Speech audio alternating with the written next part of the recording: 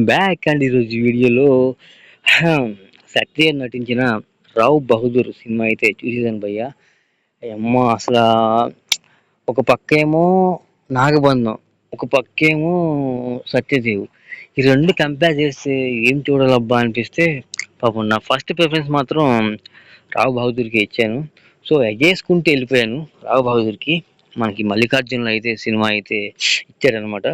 So ఎగేసుకుని వెళ్ళిన నాకు cinema ఎట్లా ఉందో ఈ నా రివ్యూలో చెప్పేస్తాను అనమాట. అండ్ ఇందులో మనకి సత్యదేవ్, ఇప్ప థామస్, వికాస్ ముప్పాల వీళ్ళందరూ వేస్ట్ కానీ Satyadev one and only single man show. This is the Rao Bahadur. So ఈ సినిమాకి దర్శకత్వం వెంకటేష్ మహా. ఇంతవరకు వదిలేద్దాం. So care of Kancharapalem, Umamaheswara, Ugra, రూపసి అలాంటి చిత్రాలతో మనోడు కొంచెం సినిమా అయితే ప్రీవియస్గా అయితే కొంచెం బెటర్గా అయితే సినిమాలు బాగున్నాయి. సో అతనే మనోడు ఈ రావ్ బహదూర్తో వచ్చాడనమాట. సో ఈ రావ్ బహదూర్ స్టోరీ ఏంటంటే ఈ 1968 1991 మధ్య సాగే ఇదొక స్టోరీ. ఇది రామప్ప రావ్ బహదూర్ సత్యదేవ్ అనమాట, ఒక రాజవంశీకుడు అనమాట. ఒక క్యాన్సర్తో అయితే మనోడు బాధపడుతూ ఉంటాడు. అండ్ అతడు మనోడు కొన్ని నెలల మించి ఇంక బతకడం అని చెప్పేసి డాక్టర్లు చెప్పేస్తారనమాట. సో ఇక ఇదంతా విని వాళ్ళ ఫ్రెండ్ డాక్టరు అతనికి ఉన్న అనుమానాలు అవన్నీ చుట్టూ ఉన్న వాళ్ళని ఇక ఎట్లా ఏంటి అనేది ఈ రామప్ప సినిమా స్టోరీ ఇది. సో అసలు ఇక ఇంకో దరిద్రం ఏంటంటే ఇది నేను ఏదో అనుకుని వెళ్ళాను, బట్ కానీ అసలు ఈ సినిమా అన్నంత బోరింగ్. ఆల్మోస్ట్ ఒక నా ముందు ఉన్న ఒక ముగ్గురు అయితే ఫస్ట్ బయటికి వెళ్ళిపోయారు. సో వాష్రూమ్కి వెళ్ళారామని చెప్పేసి నేను అనుకున్నా. తర్వాత చూస్తే ఏంటంటే ఎవడు లేడు, మెల్లిగా 1 by 1 అందరూ కూడా వెళ్ళిపోతున్నారు అనమాట. సో సినిమా అయితే బాబోయ్ తలకాయ పోటు, వరస్ట్ సినిమా అనమాట. ఇలాంటి సినిమాలు అయితే యాక్చువల్గా అయితే అందరికీ సెట్ అవ్వు. మినిమం కమర్షియల్ మూవీ ఉంటేనే జనాలు చూస్తున్నారు కాబట్టి ఇది మరీ అంత అవుడేటెడ్ మూవీ, అంతా బోరింగ్, చాలా స్లో నెరేషన్, చాలా స్లోగా అవుతుంటుంది అనమాట. చాలా ఓపికగా కూర్చోవాలి. దాదాపు 2 hours పైన సినిమా ఇది. ఇది ఒక డిఫరెంట్, ఒక సైకలాజికల్ డ్రామా అనమాట. ఈ చుట్టూ ఉన్న వాళ్ళని మొత్తం మెంటల్గా ఆడుకుంటూ కాసేపు రాజవంశీకుడిగా, కాసేపు పిచ్చోళ్ళ ఏమి చేస్తాడు అంత హీరో, అంతా గందరగోళం చేస్తాడు. సో ఇది ఎవరికి ఏం అర్థం కాదు. సో దయచేసి ఈ సినిమా గురించి బీభత్సంగా చెప్పుకునేంటే ఏం లేదు. ఏదన్నా బాగుందయ్యా బాబు అనుకుంటే సత్యదేవ్ మాత్రం కంప్లీట్ ఒక రిస్క్ అయితే చేసేవాడు సినిమా గురించి. అండ్ అంతకు మించి ఇంకా బీభత్సంగా అయితే సినిమా అయితే ఏమీ లేదు.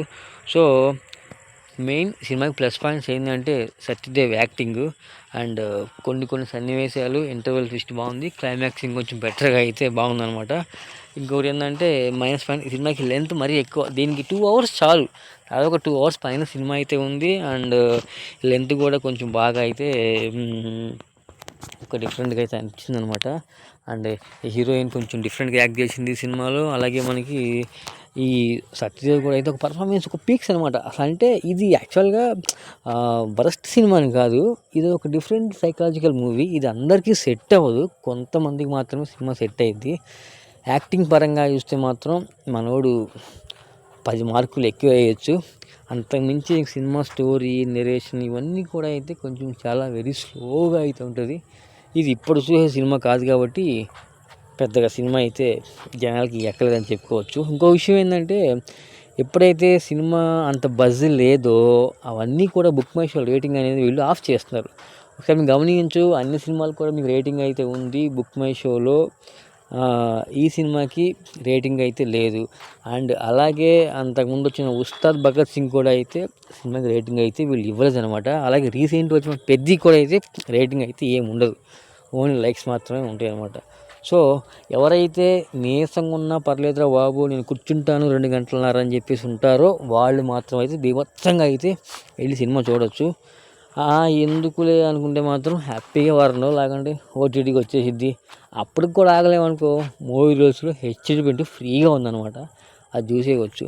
సో ఈ సినిమాకి నేను ఇచ్చే రేటింగ్ కాదు, ఇది ఒక ఎలా చెప్పాలంటే, సరేలే రేటింగ్ అనుకున్న ప్రస్తుతానికి. కానీ నేనైతే మాత్రం ఈ సినిమాకి 100కి 50 మార్కులు అయితే వేస్తాను.